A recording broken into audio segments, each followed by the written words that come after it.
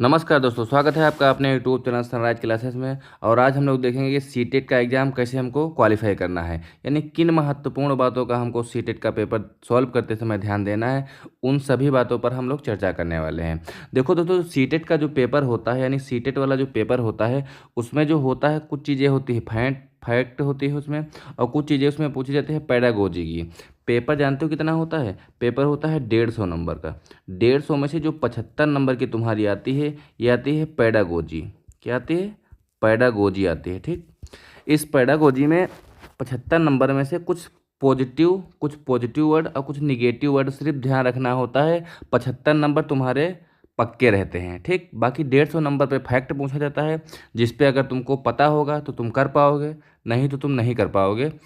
उसके बाद में एक और बात बताते हैं, ये 75 नंबर जो पेडागोजी वाले हैं, 75 नंबर, उनके लिए पॉजिटिव और निगेटिव वर्ड हम बताने वाले हैं, जिसको हम ध्यान रखेंगे उस पेपर में अच्छा स्कोर हम लोग कर पाएंगे। यानी 75 नंबर की पूरी पेडागोजी पूछी जाती है। कितने नंबर की? 75 नंबर की। और जो 75 नंबर की पूछी जाती है वो तुम्हारा फैक्ट पूछा जाता है। क्या पूछा जाता है? फैक्ट पूछा जाता है। जिसमें से 75 नंबर में जो पेडागोजी पूछी जाती है उसमें पॉजिटिव वर्ड और कुछ निगेटिव वर्ड हर क्वेश्चन में दे दिए जाते हैं, जिसको तुमको अगर पता होगे तो उसी को खोज के तुमको आंसर करना रहता है। तो सबसे पहले हम बात करने वाले हैं 75 नंबर पेडागोजी पे। बहुत ध्यान से वीडियो देखिएगा, स्किप मत करिएगा।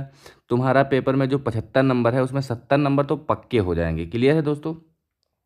फिर हम बताने वाले हैं कि जो 75 नंबर के पेडागोजी है उसके लिए पॉजिटिव निगेटिव है। जो बाकी के 75 नंबर बचते हैं उसको हम लोग कैसे सॉल्व करेंगे, उसकी भी एक बेस्ट ट्रिक है, जिससे हम अच्छा स्कोर सीटेट में करने वाले हैं। क्लियर है दोस्तों? तो चलते हैं, शुरू करते हैं। देखो, अगला जो हमारा कंसेप्ट है जिसमें पॉजिटिव निगेटिव है, उसमें जो पॉजिटिव वर्ड होते हैं, कहने का मतलब जो पॉजिटिव, अगर क्वेश्चन रहेगा पॉजिटिव तो हमको पॉजिटिव वाला आंसर बताना है। क्या बताना है? पॉजिटिव वाला। क्वेश्चन अगर रहेगा निगेटिव तो हमको निगेटिव वाला आंसर उसमें खोजना होता है। अब पॉजिटिव क्वेश्चन और निगेटिव क्वेश्चन कैसे होता है? जैसे मान लिया जाए कि बच्चा कैसे सीखता है। ठीक है, तो ये हो गया हमारा पॉजिटिव। ठीक, तो उसमें हमको ये वाले जो शब्द दिए हुए हैं इसको हम समझाने वाले हैं एक एक करके। उसको कैसे सॉल्व करेंगे उसको हम बताने वाले हैं। क्लियर है दोस्तों? अगर क्वेश्चन पूछ लिया जाए कि बच्चा कैसे नहीं सीख सकता है, तो वो निगेटिव हो गया। नहीं सीख सकता है तो उसके लिए नेगेटिव वाला आंसर होगा। जो पॉजिटिव पूछेगा तो उसमें पॉजिटिव वाला होगा। निगेटिव पूछेगा तो इधर में से कोई आंसर रहने वाला है। पॉजिटिव पूछेगा तो इधर में से कोई आंसर रहने वाला है। अगर कोई क्वेश्चन पूछ ले कि बच्चा कैसे नहीं सीख सकता है, ठीक है, कैसे नहीं सीख सकता है, तो रट रट के, याद करके और कंठस्थ करके वो बच्चा नहीं सीख सकता है। ठीक है। अगर कहे कि बच्चा कैसे सीख सकता है तो कहा जाएगा कि करके सीखना या हस्तपरक अनुभव करके बच्चा सीख सकता है। इस प्रकार से हमको पॉजिटिव निगेटिव क्लियर हो गया। कौन सा पॉजिटिव क्वेश्चन है, कौन सा निगेटिव क्वेश्चन है। अब इसको हम एग्जाम में कैसे अप्लाई करेंगे उसके बारे में चर्चा करते हैं। देखो, क्वेश्चन जैसे लिखा रहेगा कहीं पे तुमको मिल जाएगा सर्वांगीण विकास। ठीक, सर्वांगीण विकास मिलेगा तो वो तुमको सही कर देना है। ठीक, वो पॉजिटिव वाला टैग वर्ड होता है, वो सही हो जाएगा। कहीं आएगा करके सीखना, वो भी तुम्हारा पॉजिटिव है। या हस्तपरक अनुभव आएगा, वो भी तुम्हारा पॉजिटिव है। लिखा होगा सम्मान, लगाव, प्रोत्साहन, ये सभी पॉजिटिव है। लिखा रहेगा जिज्ञासा, यानी बच्चा किसी चीज़ को सीखने में जिज्ञासा उत्पन्न करता है, तो भी एक पॉजिटिव है। जिज्ञासा का मतलब होता है उसको करके सीखने में और इंटरेस्ट आता है, मज़ा आता है, तो बच्चा और अच्छा परफॉर्मेंस करता है, उसको बोलते हैं जिज्ञासा। ठीक है। फिर उसके बाद में लिखा हुआ है समावेशी शिक्षा। समावेशी शिक्षा भी एक पॉजिटिव वर्ड है। क्लियर है दोस्तों? पॉजिटिव वर्ड है। फिर अगर कहीं तुमको लिख जाएगा, अगर क्वेश्चन पूछा जाए पॉजिटिव और उसमें आंसर दिया हो निगेटिव, तो वो हमेशा गलत हो जाएगा। अगर क्वेश्चन पूछा जाएगा निगेटिव, उसमें कोई पॉजिटिव दिया रहेगा, वो हमेशा गलत हो जाएगा। ये ध्यान से रखना है। क्लियर है दोस्तों?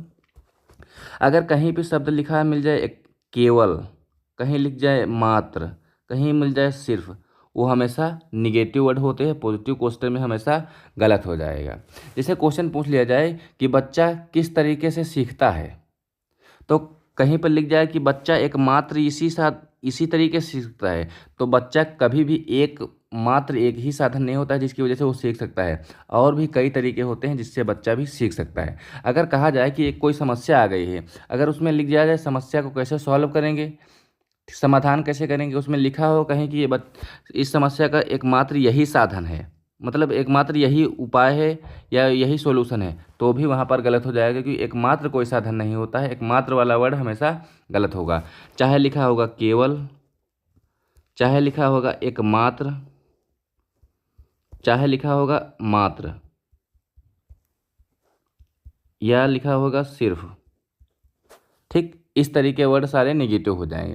जैसे बता दिया जाए कि एक परिवार में एक माता जी हैं, वो उनके 4 बच्चे हैं, वो सिर्फ बड़े बच्चे को प्यार करती हैं। तो किसी भी माँ, कोई भी माँ जो होती है, वो सिर्फ अपने एक बच्चे को प्यार नहीं करती है, वो सभी को बराबर प्यार करती है, तो वहाँ पे भी सिर्फ वाला गलत हो जाएगा। ठीक है, इस तरीके से प्रश्न पूछे जाएंगे।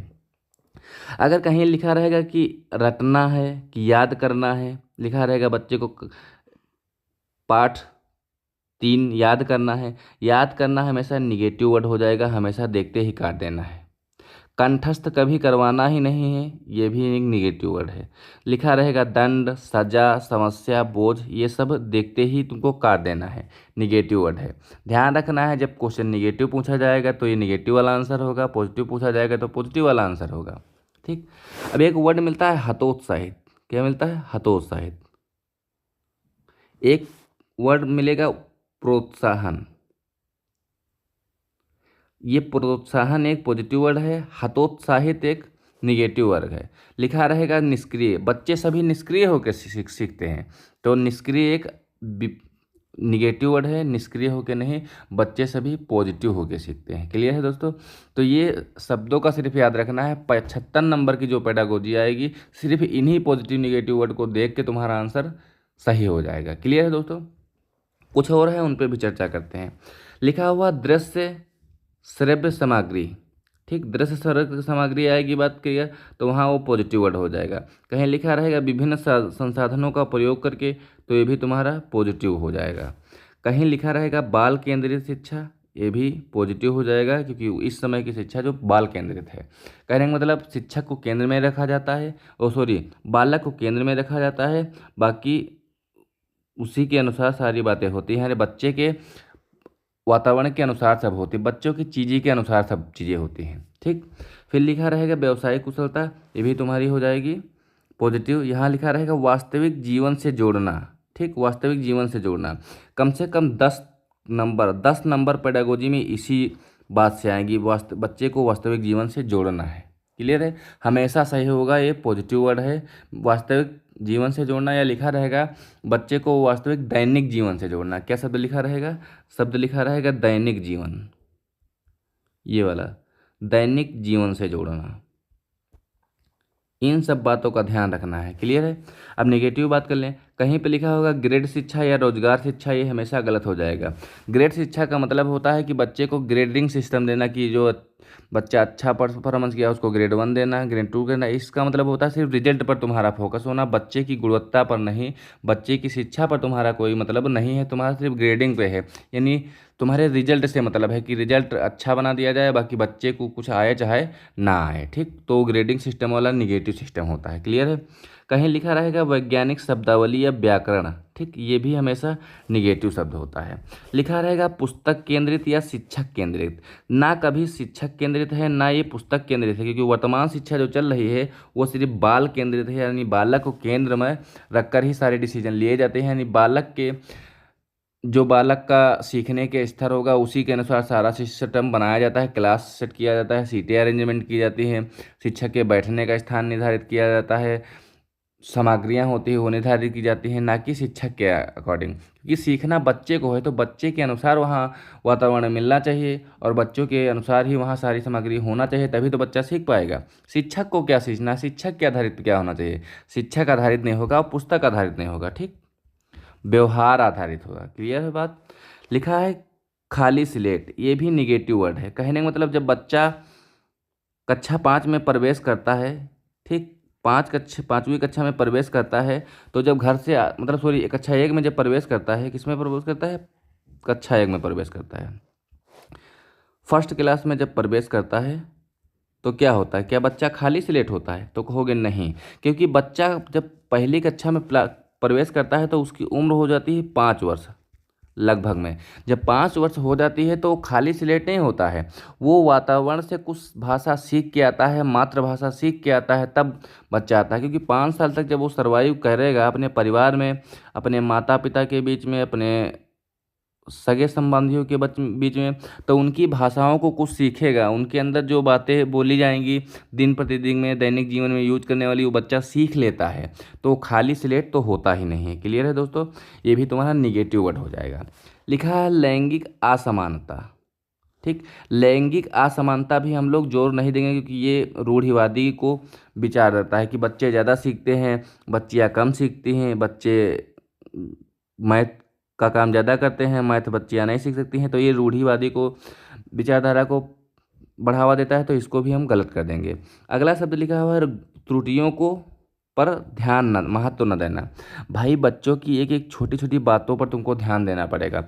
बच्चा कहाँ पर गलती कर रहा है उसको भी देखना पड़ेगा, कि उसको सुधारना करना पड़ेगा। क्योंकि बच्चा अब कोई गलती कर रहा है, उसको हम अभी नहीं सुधार करेंगे तो बच्चे वो गलती उसके बच्चे के व्यवहार में आ जाएगी, तो वो दिन प्रतिदिन करता रहेगा।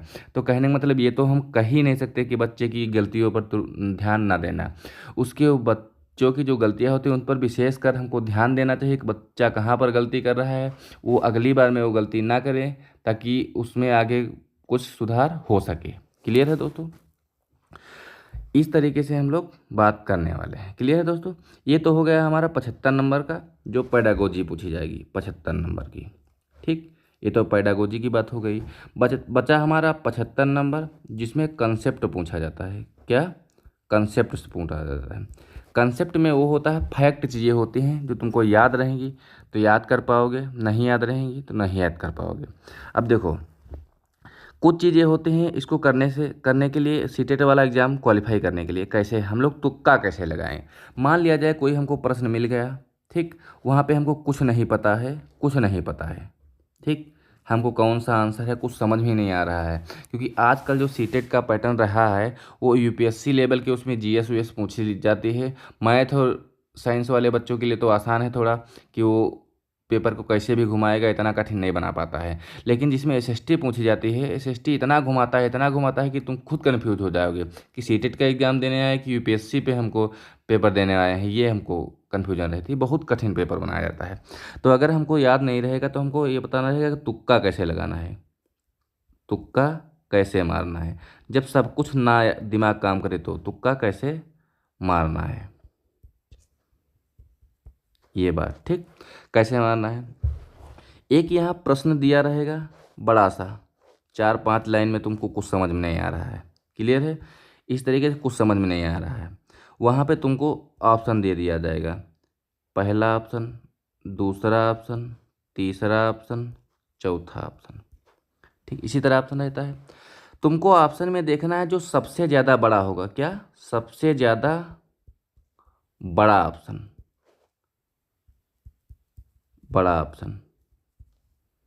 ठीक, और जो हम पॉजिटिव निगेटिव वर्ड बताए हैं उनको ध्यान में रखते हुए, ठीक, उनको ध्यान में रखेंगे, और जो पॉजिटिव निगेटिव को ध्यान में रखेंगे। सबसे बड़ा वाला आंसर होगा, सिर्फ उसी को मार देना है। ठीक, बड़ा 3 होगा तो 3 को मारना है, यानी सबसे ज़्यादा बड़ा ऑप्शन होगा, आंख बंद करके उसी पर मार देना है।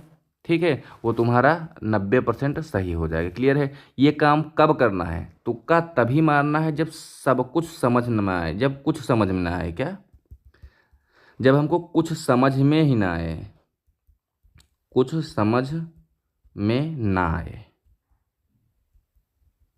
तब तुक्का मारना है। कब मारना है, जब पूरे पेपर, पूरे क्वेश्चन भर में हमको कुछ समझ में ना आए कि हमको करना क्या है, इसमें हमको तुक्का ही मारना है। उस कंडीशन में तुमको तुक्का मारना है, जो सबसे बड़ा ऑप्शन होगा उसी पे तुक्का मारना है, बस इतना तुमको ध्यान रखना है। ठीक है, तो एक बार फिर से रिवाइज करते हैं। ठीक, यानी टैग वर्ड हैं, इनको बहुत ध्यान से दिमाग में सेट करके तब जाइएगा। पेपर फर्स्ट हो चाहे सेकेंड हो, सबके लिए अप्लाई है। क्लियर है। कैसे, देखो, इसमें जो दिया रहेगा, सर्वांगीण विचार पॉजिटिव है, करके सीखना, हस्तपरक अनुभव, सम्मान, लगाव, प्रोत्साहन, जिज्ञासा, समावेशी शिक्षा, ये सब हमारे पॉजिटिव वर्ड हैं। ठीक, कहीं भी मिलेंगे हमको सही कर देना है। ठीक, केवल मिल जाएगा, मात्र मिल जाएगा, सिर्फ मिल जाएगा, ये हमेशा निगेटिव होते हैं। गलत कर देना है। रटना तो है ही नहीं, कभी याद करना नहीं है। कंठस्थ करना है, कंठस्थ करना, ये भी कभी कुछ नहीं होता है। ठीक। दंड देना ही नहीं है। दंड शब्द तो शिक्षा में, बाल केंद्रित शिक्षा में हटा दिया गया है। यानी बच्चे को किसी प्रकार का दंड नहीं देना, किसी प्रकार की सजा नहीं देना है। बच्चा कोई भी गलती कर देता है, बड़ी सी बड़ी गलती कर देता है, यहाँ तक कि एक पत्थर उठा के अगर टीचर को मार भी देता है तो भी बच्चे को मारना नहीं है। देखना है कि बच्चा किस लिए वो पत्थर उठा के मारा है, उसकी क्या समस्या रही होगी, क्या उसको प्रॉब्लम होगी जिसकी वजह से वो कदम इतना बड़ा उठाया है। बच्चे को कुछ नहीं देना है, ना उसको दंड करना है, ना अपने स्कूल से बाहर निकालना है, ना किसी स्कूल को दंडित करना है, कुछ नहीं करना है। बस उसको सोल्यूशन करना है कि बच्चा ये क्रिया क्यों किया है, ऐसा व्यवहार वो क्यों प्रदर्शित कर रहा है, उसका कारण जानना है और कारण जान के उसके समस्या का निदान कर देना है। ठीक है, ये देना है। तो दंड वाली बात हमेशा याद रखना, बच्चे को दंड तो कभी देना ही नहीं, गलती कोई भी कर देता है। हतोत्साहित का मतलब होता है उसको प्रोत्साहित ना करके और हतोत्साहित करना। जैसे मान लिया जाए वो बच्चा 2 बार फेल हो गया, 2 बार फेल हो गया। अब उसको बच्चे को हतोत्साहित नहीं करना है कि तुम कभी पास ही नहीं हो पाओगे। ठीक। उसको हमेशा प्रोत्साहन देना है, प्रोत्साहन देना है कि ठीक है बेटा, इस 1-2 बार तुम फेल हो गए लेकिन अगली बार तुम, मुझे विश्वास है कि तुम अच्छा परफॉर्मेंस करोगे और पास हो जाओगे। उसको और प्रोत्साहित करना है कि तुम अगली बार एकदम पक्का पास हो जाओगे। तो उसके अंदर दिमाग में सेट हो जाएगा कि सर जी बोले हैं हम पास हो जाएंगे, इसका मतलब पास हो जाएंगे। ठीक। तो हतोत्साहित तो बिल्कुल करना नहीं, हमेशा याद रखना है। निष्क्रिय वर्ड जो होता है वो हमेशा निगेटिव वर्ड होता है, क्योंकि बच्चा जब भी सीखता है वो सक्रिय होकर सीखता है, सक्रिय भागीदारी बच्चे की उसमें होती है सीखने में। क्लियर है। अगला दिया है दृश्य श्रव्य सामग्री। यानी दृश्य श्रव्य सामग्री का मतलब होता है अगर कोई बच्चे को कोई दृश्य और श्रव्य दोनों सामग्रियों से पढ़ाया जाए तो बच्चे की समझ में ज़्यादा आता है। क्लियर है दोस्तों। जैसे लिखा हुआ है विभिन्न संसाधनों का प्रयोग करना है, यानी बच्चा विभिन्न संसाधनों का प्रयोग करके सीखता है। यानी बाल केंद्रित है, लिखा हुआ है बाल केंद्रित। बाल केंद्रित ही पॉजिटिव हो जाएगा, क्योंकि हम बालक को केंद्र में रखकर सारी समस्याएं की जाती हैं, बालक को केंद्र में रखकर ही सब काम होते हैं। क्लियर है दोस्तों। फिर लिखा हुआ है व्यवसायिक कुशलता। व्यवसायिक कुशलता पॉजिटिव है, वास्तविक जीवन से जोड़ना, इससे कम तुम्हारे 10 नंबर से कम नहीं आएंगे। किससे? 10 नंबर से। पॉजिटिव वाले से जो लिखा है बाल केंद्रित शिक्षा से, बाल केंद्रित शिक्षा से कम 5 क्वेश्चन तुमको मिलेंगे पेपर में। ठीक। लिखा है दंड देना, रटना, रटना वाला कहाँ लिखा है? यहाँ पे। इस वाले कंसेप्ट से कम तुमको 5 क्वेश्चन मिलेंगे। क्लियर है। तो ये सब इंपॉर्टेंट बातें हैं जिसको तुमको ध्यान में रखना है, इसी के अकॉर्डिंग हम लोग क्वेश्चन को अच्छा कर पाते हैं। ठीक है दोस्तों। तो पेपर देने से पहले एकदम ध्यान से बैठिएगा, कोई दिक्कत होने वाली नहीं है। तब तक के लिए थैंक यू दोस्तों।